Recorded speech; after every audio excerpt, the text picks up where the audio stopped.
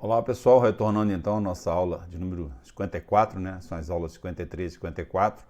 E a gente, na primeira parte da aula, fizemos uma revisão na unidade 10.0, circunferência de iguais alturas. Nessa segunda metade a gente já vai iniciar a unidade 11.0.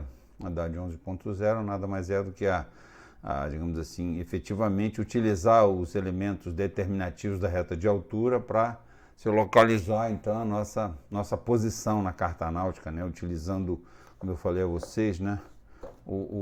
Aquele gráfico para reta de altura e série de observações. Eu vou mostrar aqui para vocês, ó, esse gráfico, ó, é conformado por uma bola, por isso que é chamado de bolotário. São três, a bola, tem mais aqui um gráfico para tirar distâncias, né?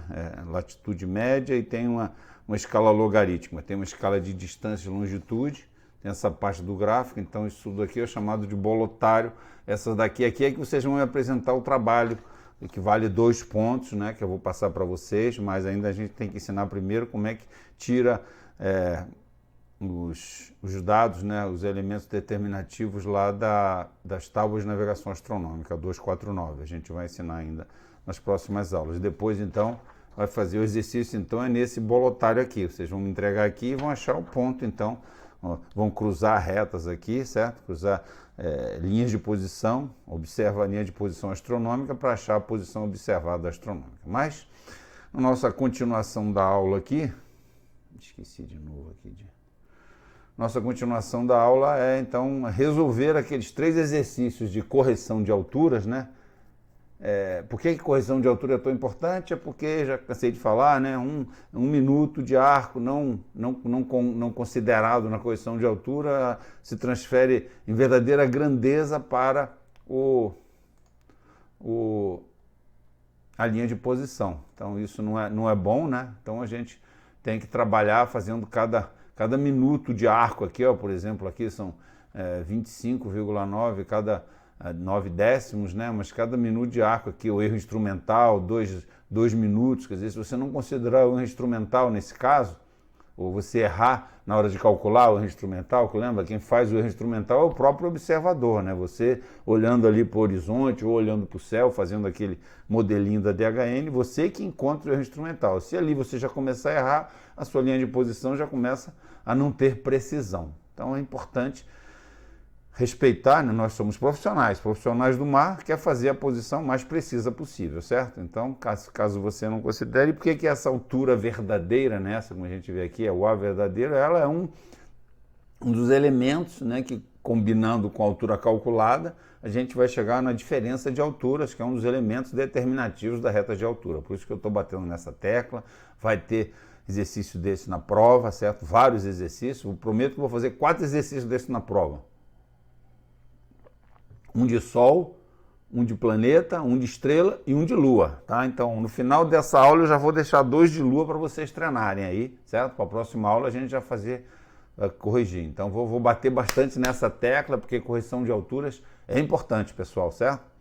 Então, vamos lá, vamos fazer esse exercício aqui. Um observador, elevação do olho 5 metros, observou o limbo inferior do Sol no dia 26 de setembro de 2011. Eu sempre pego a data de 2011 para vocês poderem usar efetivamente esse, né, onde está o manual, o Almanac Náutico de 2011, que vocês vão usar na prova. Vocês dizem, mas 2011 para 2021, não tem problema, é praticamente a mesma coisa. Se você pegar o 2021, você vai ver que pouca coisa muda, quer dizer, depende. Para planeta muda bastante, mas muda, mas a forma de pegar os dados lá são a mesma forma, tá? Vai mudar a informação em si, mas a forma de fazer o exercício não muda. Então, o observador, elevação do olho, observou o limbo inferior. Por que o limbo inferior do Sol é importante, pessoal? Lembra? Para a gente entrar na tábua de correção do Sol, né? Que aquela tábua correção de altura do Sol, tábua página 2, um dos argumentos, são 3 argumentos de entrada. Um deles é o limbo. Uma é a data, né? Quando é que eu vou, aqui está, setembro, né? O segundo elemento, o segundo argumento de entrada é o limbo, se é limbo inferior ou limbo superior, e o terceiro é a tal da AP, altura aparente, né? Que a gente calcula, depois de calcular a altura observada, né? Altura instrumental, altura observada, depois vem outra altura lá e depois a altura aparente, né? Então, obtendo altura instrumental, 35 graus, 25,9 minutos. Sabendo-se que o erro instrumental do sextante é menos 2 EI, né, assim que se escreve, menos 2 minutos de arco, certo? Como é que calcula esse erro instrumental? São duas maneiras de calcular, né? Pelo horizonte do mar ou pela observação do sol, lembra? Tá? Então, calcular instrumental, quem calcula é o próprio observador para cada sextante, tá certo? Então, um outro sextante pode ter um outro erro instrumental. Você não pode calcular um erro instrumental e achar que esse erro instrumental vale para todos os sextantes de bordo. Certo? O erro instrumental é pessoal de quem tira e do sextante que ele está usando.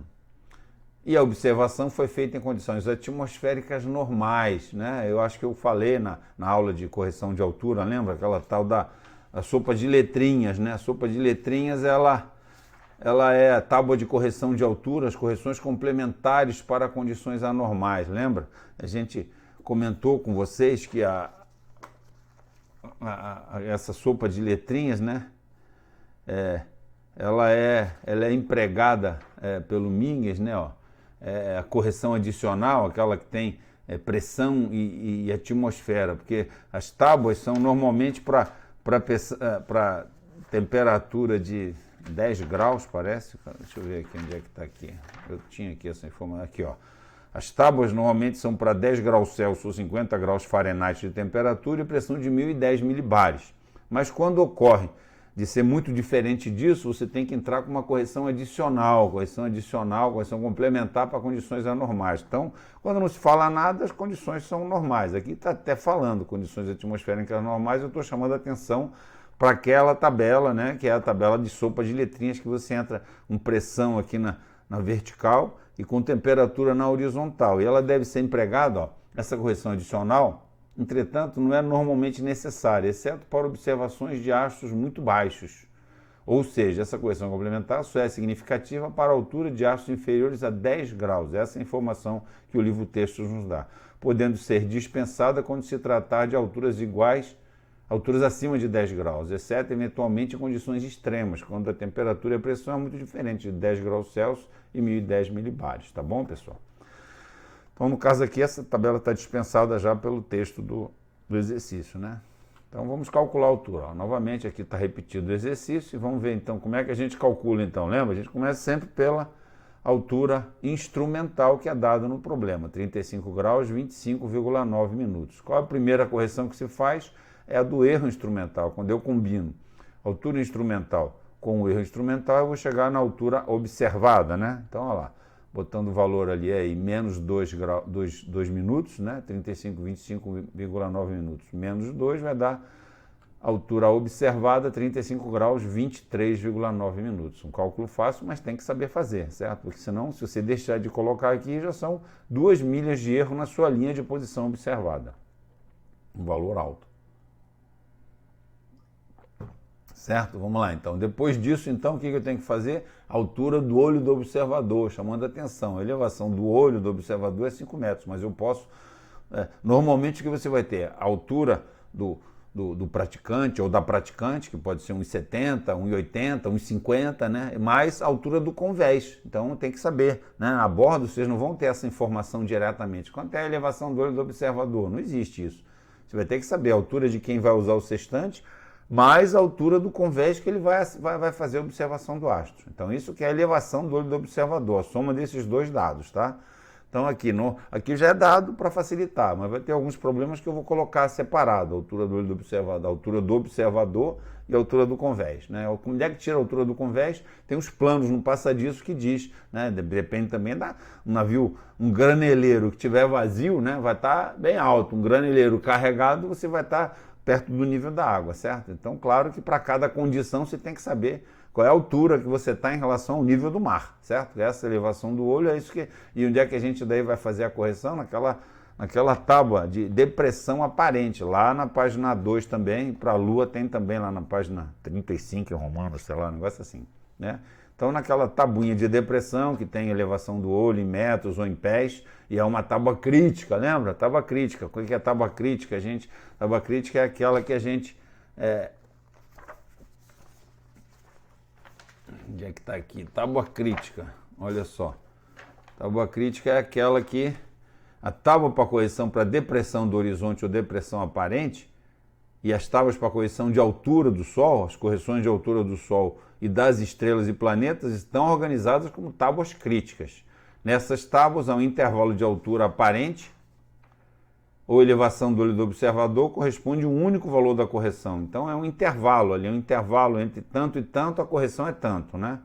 Nenhuma interpolação é necessária, ou seja, entre 1 e 1,5 a correção é 0,2. Aí se qualquer coisa ali, mas e se for o valor exatamente que tiver tabulado? Se o argumento de entrada em uma tábua crítica for o valor tabulado, leia para cima. Então, ele vai estar sempre entre dois valores e você vai ler o de cima, tá certo? Então, isso aqui é importante entender, não só na tábua de depressão, mas na tábua também de correção do Sol, correção das estrelas e planetas, certo? A Lua só que não tem tábua crítica. A Lua tem que fazer a interação, tá certo? Fazer a interpolação na interação. Olha lá, DPAP de 5 metros, a gente vai olhar lá, quanto é que é a depressão aparente para 5 metros? Está entre menos 3,9 e menos 4. Então você pega para cima, não é o valor maior não, né? Porque o valor maior seria menos 3,9 também, porque é mais perto de zero, mas aqui é o valor na tabela que está acima, tá? Então menos 3,9, fazendo essa conta aí vai dar 35 graus e 20, a altura aparente. Então com essa... altura observada, altura aparente, essa aqui que digamos assim, a altura que é de entrada na tábua de correção, correção de elementos que precisam ser corrigidos no Sol, certo? A gente vai ter aí o semidiâmetro, a paralaxe, semidiâmetro, por quê? Porque você vai usar o limbo inferior ou superior, né? A paralaxe, né? Então a gente vai entrar aqui, ó, certo? A altura aparente é o terceiro argumento de entrada. Qual é o primeiro e o segundo? Eu já tinha explicado. O primeiro é o mês, setembro, lembra? A gente entra, porque tem de outubro a março e abril a setembro. São duas tábuas diferentes. E depois também são duas tábuas para limbo inferior e limbo superior em cada tábua dessa. Então, o primeiro argumento é o mês, segundo argumento é o limbo, se é inferior ou superior, e o terceiro argumento, finalmente, é a altura aparente. Daí entra com uma tábua crítica, que a gente entra naquele intervalinho e vai tirar o valor correspondente à correção. Então, mês de setembro, primeiro argumento de entrada. Limbo inferior, segundo argumento de entrada. É o primeiro aqui. O terceiro argumento, 35 e 20. Entrando, então, com 35 e 20, eu tenho 35 e 15, 35 graus e 15, 37 e 24. Então, aqui que entra. Para o limbo inferior, é mais 14,7. Para o limbo superior, é menos 17,1. Então, argumento de saída, 3 argumentos de entrada, lembra? Sempre já... na prova, na P1 caiu, quais são os argumentos, 3 argumentos de entrada na tábua lá, daquela tábua maluca.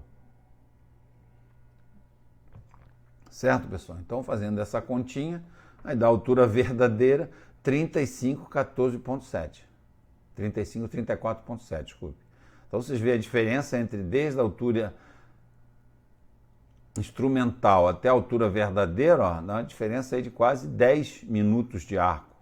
Se eu considero essa aqui como correta, já vai ter 10 milhas de diferença na minha linha de posição, 10 milhas de erro, se eu não considerar todas essas correções aqui, tá certo? A hora que eu for fazer o A menos AE, que é o segundo elemento determinativo da reta de altura, para colocar o ponto determinativo da reta de altura sobre o azimute, para traçar perpendicularmente ao azimute a minha linha de posição astronômica, eu vou ter um erro absurdo aqui se eu não fizer essa correção direitinho para o Sol. Certo, pessoal?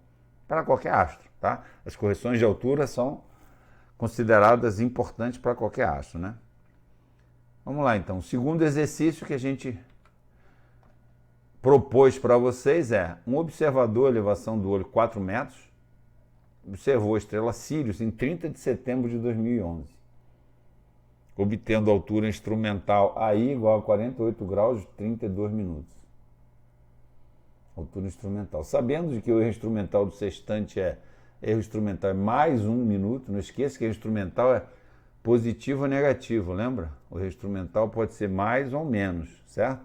Lembra quando a gente faz pelo horizonte do mar, né? Vai depender se tiver à esquerda ou à direita o índice da alidade. Se tiver à esquerda, dentro tira, vai ser negativo, fora põe, é mais, né? Então teria a direita do 0,1 minuto, certo?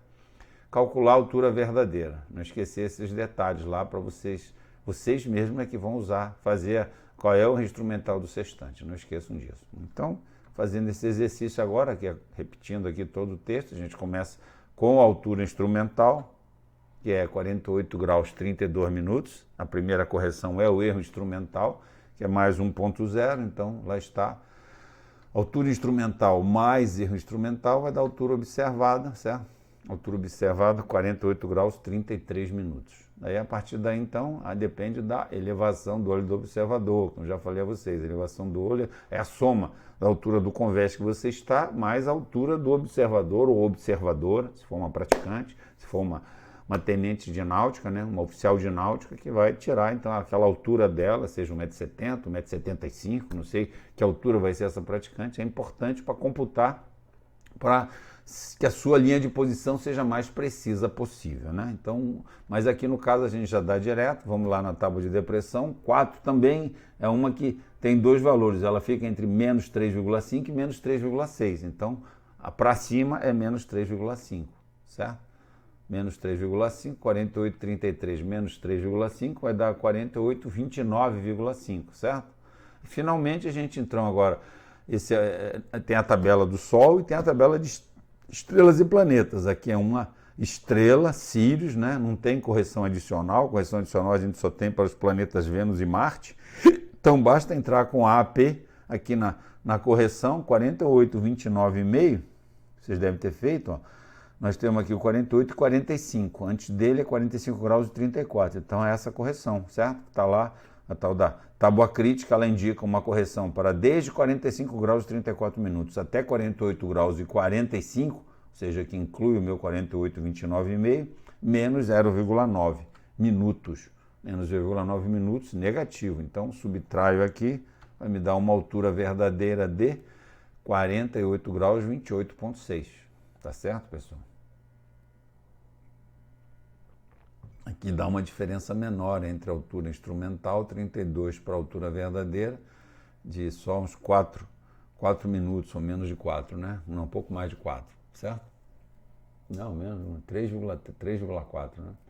Mas se a gente não considerar, já é 3,4 milhas, né? Agora vamos fazer o terceiro exercício que a gente deixou para vocês fazerem, o navegante, elevação do olho 10 metros, observou o planeta Vênus. Vênus tem correção normal e tem correção adicional, então tem que ficar atento a isso. Obtendo a altura instrumental 18 graus 13,8 minutos, sendo o erro instrumental do sextante 2,0 minutos. Calcular a altura verdadeira. Vamos lá. Altura instrumental 18 graus 13,8. O erro instrumental é mais 2,0, é dado do problema, foi calculado pelo próprio observador. Somando aqui vai dar 18 graus 15,8, certo? Altura observada. DP, entrando aqui com 10 metros, eu tenho aqui, ó, 10 está entre 9,9 e 10,3, a correção é menos 5,6.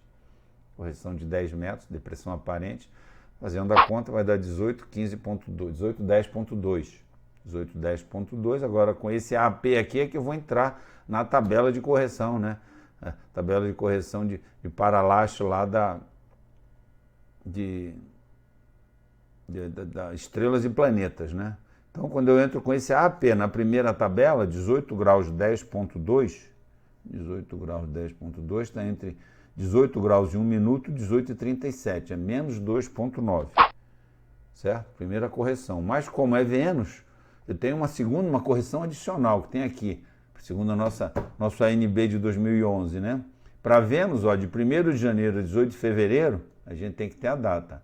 Está incluído aqui, 1º de 18 de fevereiro, entre 0 grau e 41 grau, nós teríamos uma correção de mais 0,2. Então, essa correção adicional é que eu tenho que incluir ali. Senão, vou estar, digamos assim, passando para a minha linha de posição astronômica um erro de 2 décimos, um quinto da milha, né? Tá certo? Fazendo essas continhas aí, essa é a correção de paralaxe, que é a correção adicional, que, como a gente falou, a paralaxe são poucos astros, né? Só Sol, Lua, Vênus e Marte, só quatro astros que realmente tem a correção de paralaxe, que é aquela que você mede o ângulo entre um observador no astro mede um ângulo entre o observador e o centro da Terra, né? Por isso que só é medida para só existe para 4 astros. A gente falou isso lá na aula de correção de alturas. Finalmente, então, o exercício aqui acaba com a altura verdadeira, 18 graus, 7,5. Já dá uma diferença aqui de 6 minutos. Tá bom, pessoal, então vamos lá, vamos começar agora a nossa unidade 11.0, navegação astronômica, elementos determinativos da reta de altura. Já passei para vocês, vai cair na prova, vale 0,1, certo? Azimuth verdadeiro e diferença de alturas. Quem souber já não sai de zero, certo? Zero não, como a gente diz lá no tênis, né? Vamos lá. Calcular os elementos determinativos da reta de altura e localizar o ponto Max Saint-Hilaire. Os elementos determinativos da reta de altura, nós já vimos como é feito lá, né? Pela solução matemática, né? Tem, né? Solução matemática, a gente vai calcular, né? Tendo a altura, a altura do astro, o astro que eu tirei, né? A hora da observação e a minha posição estimada, lembra? Tudo isso eu preciso para fazer aquele primeiro problema lá da P1, né? Para chegar nos 3 elementos conhecidos do triângulo esférico de posição. Colatitude, distância polar e ângulo no polo. Aí, a partir desses aí, eu aplico a trigonometria esférica, pode ser por meio das fórmulas de Haversine lá, não sei das quantas, ou pelas tábuas de navegação astronômica, e a gente vai sair, então, com ângulo no zênite e distância zenital, e aí, então, vai calcular os elementos determinativos, né? Com ângulo no zênite, a gente chega no azimuth verdadeiro, com a distância zenital, que a gente calculou pela hora da observação, eu vou ter a altura calculada, o AE, e tenho pela altura do sextante, eu tenho o A. A menos AE é o segundo elemento determinativo da reta de altura. Localizar o ponto Max Saint-Hilaire, pessoal, o que é isso? Porque da posição assumida, então, eu vou ter o azimuth, certo? Calculei o meu azimuth pela distância zenital. Então, e sei que a minha linha de posição astronômica, como nós vimos lá, por ser uma tangente a circunferência de iguais alturas, e esse azimuth representar o raio da circunferência de iguais alturas, a minha linha de posição astronômica, minha reta de altura vai ser perpendicular a esse azimuth. Essa linha que liga o observador até o ponto subastral, até o astro projetado na Terra. Então, mas aonde vai ser esse ponto que eu vou traçar a reta de posição? Esse que é o ponto Max Saint-Hilaire, esse é o que a gente vai usar, esse que eu vou pedir no trabalho para vocês, é o mais empregado. Vocês vão ver lá no apêndice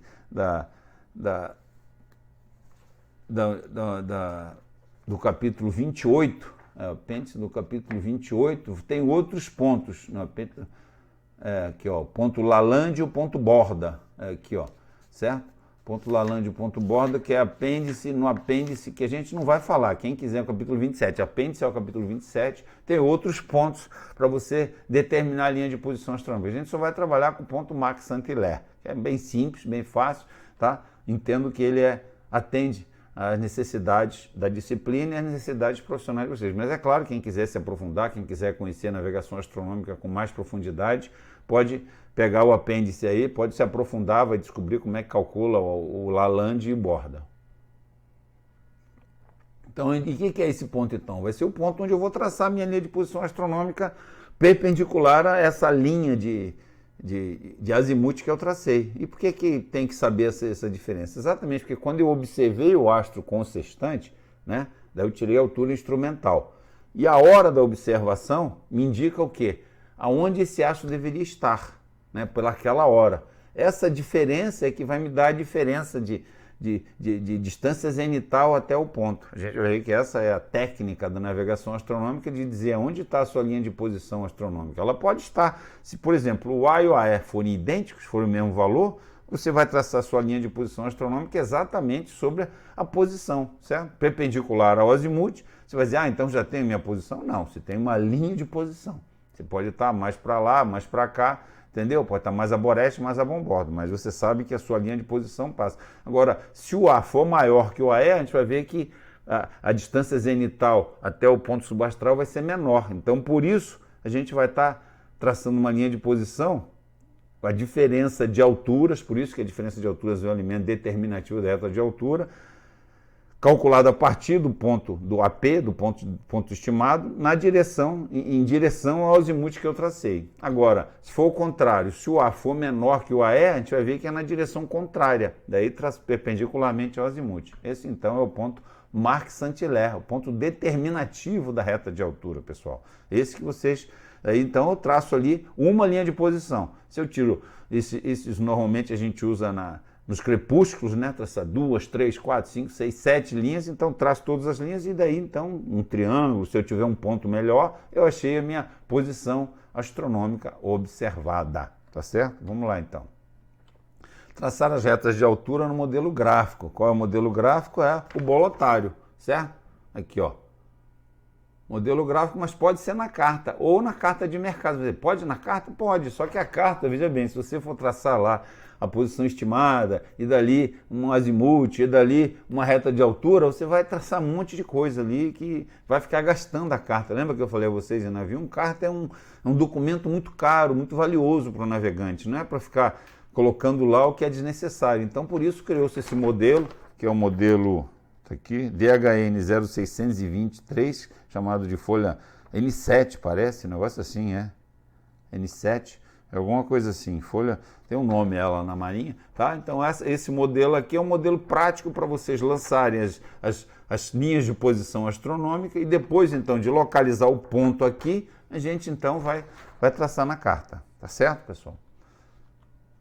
Realizar exercícios no modelo gráfico para obtenção de posição observada astronômica, certo? Então, o exercício será, digamos assim, contemplado e finalizado com o exercício que vocês vão fazer, o exercício trabalho prático individual, valendo 2 pontos, tá? Para combinar com a P2, tá?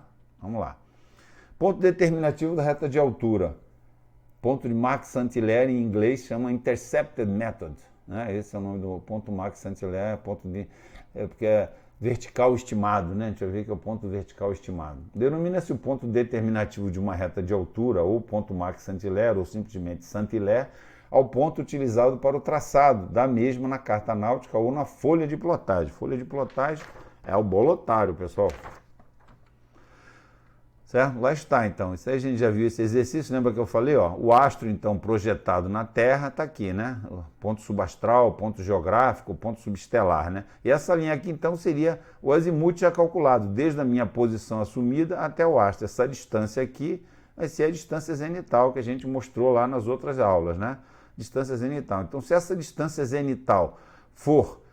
a altura for maior, significa que a distância zenital é menor. Então, por isso que eu falei, se aqui for 40 graus e aqui for 41 graus, o A for maior que o AE, então a linha de posição astronômica vai ser traçada mais próxima do ponto subastral, ou seja, vai ser essa diferença de alturas em direção ao ponto subastral. Então, na direção do azimuth que eu tracei. Já se o AE for maior que o A, ou seja, A menos AE for um valor negativo, então, significa que a distância zenital do ponto observado com o sextante vai ser maior do que a posição calculada. Então, eu vou traçar a minha linha de posição mais distante, ou seja, é perpendicular ao azimuth, mas com a diferença em relação à posição assumida, A menos AE, o mesmo valor que eu calculei, só em vez de ser para lá, vai ser para cá, certo? Vai ser o valor negativo, mas em direção contrária ao azimuth que eu calculei. É isso que é importante, pessoal, tá? Tá certo? Então é isso aqui. Vamos lá.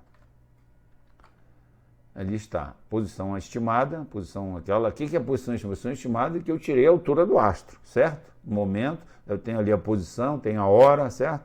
E tenho a altura do astro e o astro. Então, você vê, são várias informações que têm que estar contidas nesse instante. Eu tenho a posição, sei que aquele astro, quando for Sol, Lua é fácil, mas quando for planetas, eu posso confundir Júpiter com Saturno, Júpiter com Vênus, que são muito brilhantes, certo? Então, em estrelas, então, eu tenho que ter aquela noção da identificação de astros por alinhamentos ou pelo Starfinder para ter certeza. Ali é Betelgeuse, não é Bellatrix, não é Rigel, certo? Então, eu tenho que ter certeza que estrela que eu estou tirando. Então, tem que ter estrela, tem que ter a altura instrumental do astro e tem que ter a hora do cronômetro, certo? A hora do comparador para depois pegar o estado absoluto e achar a hora média de Greenwich da hora da observação. Todas essas informações que a gente já ensinou a vocês anteriormente são importantes para a gente chegar efetivamente no ponto determinativo da reta de altura, tá? Aí está. Então a E, o que é? Nessa posição estimada, né? Quando eu calcular pela hora da observação, eu vou chegar na altura calculada, certo? Como é que eu chego nessa altura calculada aqui? Por aquele solução matemática. Os 3 elementos conhecidos, né? Por isso que eu tenho que ter 3 elementos para resolver os outros 2 desconhecidos. Pela altura, pela distância zenital, eu calculo minha altura estimada, certo? Altura estimada não, altura tabular ou altura calculada, que pode ser igual ou diferente da altura verdadeira. Se for igual, a linha de posição vai passar exatamente aqui. Se a altura verdadeira for maior que a altura tabular, vai ser a diferença das duas traçada perpendicularmente ao azimuth na direção do azimuth. Se A menos AE dá um valor negativo, se AE é maior do que A, né, que é o caso aqui, então vai ser a diferença, esse valor de A menos AE, na direção contrária ao azimuth, tá certo? Lá está, A maior que AE, então lá está, onde eu vou traçar a minha linha de posição astronômica, em cima desse ponto aqui, certo? A menor que AE, eu vou traçar a minha linha de posição nesse ponto aqui, certo, pessoal?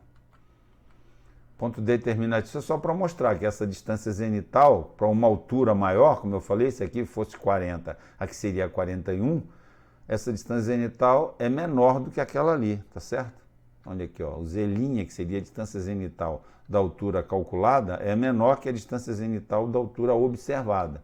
Então, a gente, pegando essa diferença, essa distância entre onde eu imaginei que tirei a altura do astro, né, os 40 graus, aqui para a altura verdadeira, né, que diferença é essa? Seria a distância zenital menos a distância zenital calculada com a altura verdadeira. Então, 90 menos AE menos 90 menos A vai ser igual ao elemento determinativo da reta de altura, A menos AE. Por isso que aí que sai o elemento determinativo da reta de altura, altura verdadeira menos altura tabular ou calculada. Tá bom, pessoal? Elementos determinativos da reta de altura, o A altura vem daqueles exercícios que nós fizemos, correção, altura instrumental, DP/P, correção de altura do astro. Finalmente chego na altura verdadeira, fizemos 3 exercícios no começo da aula. A altura tabular ou calculada, a gente vai fazer por aquelas fórmulas matemáticas ou pelas tábuas de navegação astronômica que eu ainda vou ensinar vocês nas próximas aulas, e essa que a gente vai usar efetivamente para poder chegar esse elemento determinativo da reta de altura. E azimuth verdadeiro, porque você resolvendo pelos 3 elementos conhecidos, chegando no ângulo no zênite, eu sei fazer um diagrama zenital ou por aquelas fórmulas que está lá, que vai estar na tábua de navegação, nas tábuas de navegação astronômica, eu calculo o meu azimuth verdadeiro.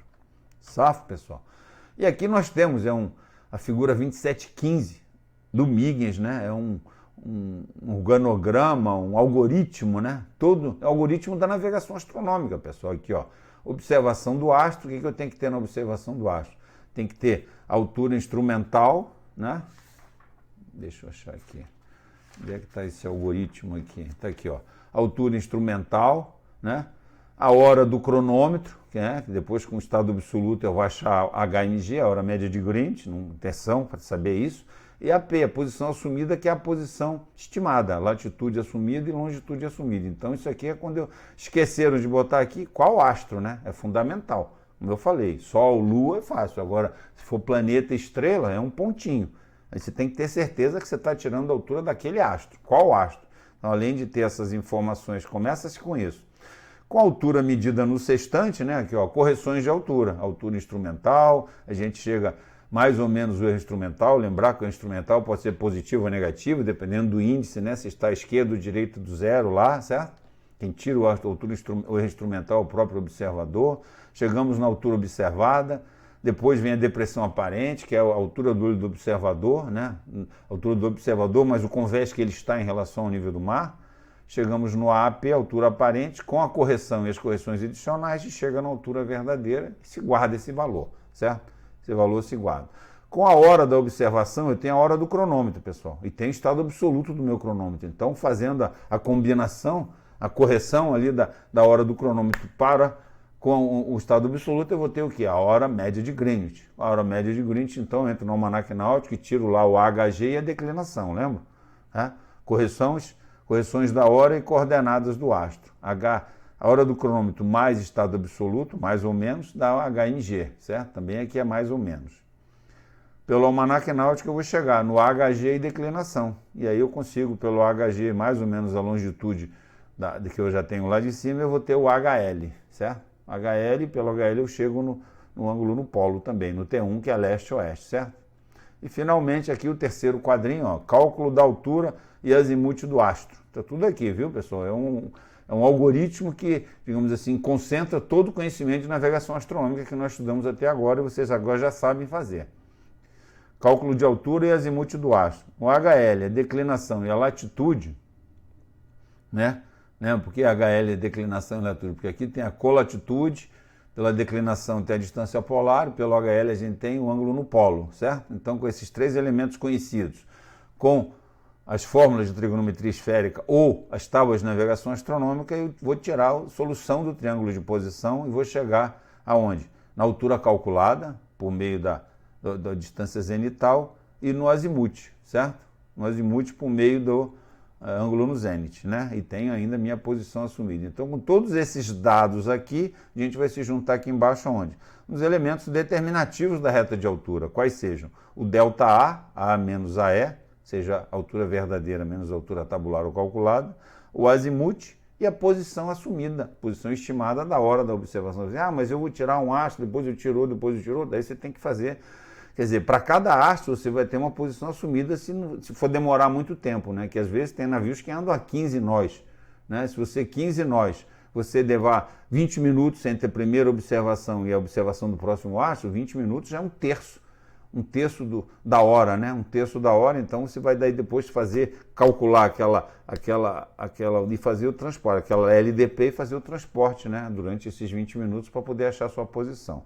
Mas em suma, então chegamos aqui nesse quadradinho que é efetivamente os elementos determinativos da reta de altura. Para calcular a reta de altura, seja na carta, seja no bolotário, eu preciso qual a minha posição estimada para aquele astro, qual a diferença de alturas, o cálculo de A menos AE e o azimuth verdadeiro. Esses dados são fundamentais, são para a determinação de uma LDP astronômica, a reta de altura, né? Então tá aqui, ó, linha de posição, reta de altura. Safo, pessoal? Então esse gabarito aqui é fundamental, está na página 860 do Huygens, quem quiser olhar lá, certo? Algumas explicações lá, certo? Como traçar a reta de altura utilizando os elementos determinativos. Depois, então, de fazer isso aqui, chegando no A menos AE e azimuth, como traçar os elementos utilizando. Então, olha lá. Plotar na carta ou no bolotário. Carta, quem não tiver pena da carta vai traçar na carta, mas quem tiver pena da carta, quem for profissional realmente, vai fazer sempre no modelo, no bolotário, na gráfico para a reta de altura e série de observações. A posição assumida. A partir da posição assumida, traçar o azimuth verdadeiro do astro. Calcular ΔA, A menos AE, sendo a altura verdadeira do astro e AE a altura calculada. Tudo simples assim, pessoal. Como traçar a reta de altura. Sobre o azimuth verdadeiro, que a gente sabe que o azimuth verdadeiro é um raio da circunferência de iguais distâncias, né, de iguais alturas, né, que liga o observador até o ponto subastral, marcar uma distância igual à diferença das alturas. Quando eu marcar essa distância e um ponto, qual vai ser esse ponto? Ponto determinativo, Marc Saint-Hilaire, ponto determinativo da reta de altura. Na direção do azimuth, se A for maior que A menos AE for maior que zero, ou na direção oposta do azimuth verdadeiro, se A menos AE for menor que zero, certo, pessoal? O ponto assim obtido é o ponto determinativo da reta de altura ou ponto Saint-Hilaire, ponto Marc Saint-Hilaire. Por esse ponto, passar uma perpendicular ao azimuth do astro, essa será então a reta de altura. A gente vai fazer isso então. Como é que se faz isso então no gráfico, no bolotário? Pode se fazer na carta também, mas não é recomendado. Na carta você só bota a posição observada, depois de traçar 1, 2, 3, 4 linhas de posição, definir no gráfico onde é seu ponto observado e traçar na carta. Então, somente pela latitude e longitude, o seu ponto, tá certo? Ponto determinativo da reta de altura, então, olha só, como a gente viu aqui, né, só para demonstrar, né, aqui seria a posição assumida, nessa posição assumida pela hora da observação, eu tenho a altura calculada, mas a minha altura verdadeira pode ser maior ou menor que a altura calculada, ou igual, certo? Se for igual, a linha de posição vai ser aqui, se for maior vai ser mais perto do astro, se for menor, vai ser mais longe do astro. Então, o ponto determinativo Max Saint-Hilaire está lá. Tanto na carta como no gráfico, ou no bolotário, né? Eu vou ter um norte, vou plotar a minha posição assumida, assumed position, posição estimada, traço o azimuth do astro, aqui mais ou menos 0,45, né? Olha lá. E se A for maior que a E, então vai ser na direção do 0,45. Se A for menor que a E, vai ser para cá, vai ser antes do ponto da posição assumida, certo? E se A for maior que a E, a posição, ou seja, esse azimuth do astro, como eu falei a vocês, pessoal, o que é isso aqui? Isso aqui é o raio que liga a posição assumida até o ponto subastral. Então, esse aqui é um raio da circunferência de iguais alturas. Então, perpendicular a ele, que é a minha linha de posição. Se A e a E forem iguais, a linha de posição vai ser exatamente nesse ponto. Eu só traçar uma perpendicular aqui. Eu tenho uma posição? Não, tenho uma linha de posição. Você vai dizer, mas então já tinha minha posição? Não, você tem uma posição assumida e quando você traçar uma perpendicular, você vai ter uma linha de posição, não uma posição, certo? Só se traçar outra linha de posição e cair diretamente em cima. Então, traçando aqui, olha, se isso aí for A menos a E, sendo que A é maior que a E, aí você vai traçar, vai marcar o seu ponto determinativo da reta de altura e vai perpendicular a esse ponto traçar, então, sua linha de posição astronômica. Aí está. Sempre com duas setas, certo? A gente marca ela com duas setas, porque ela é infinita, né? A linha de posição astronômica. Essa aqui é aquela tangente, né? Que a gente tinha linha de posição astronômica, que no globo terrestre era projetada como uma circunferência, mas quando a gente passa para a carta de Mercator, ela se transforma em elipse, parábola, sinusoide. Então a gente substitui essa curva por uma curva osculatriz, uma circunferência osculatriz, e depois por uma reta tangente. Então, essa é a reta tangente que substitui, então, certo? A gente, na verdade, a circunferência de iguais alturas é uma circunferência, mas por simplificações matemáticas que guardam a precisão necessária para a gente achar a nossa linha de posição astronômica, a gente tem aqui, então, o ponto Max Saint-Hilaire e a minha linha de posição astronômica para esse caso, certo? É assim que é traçado.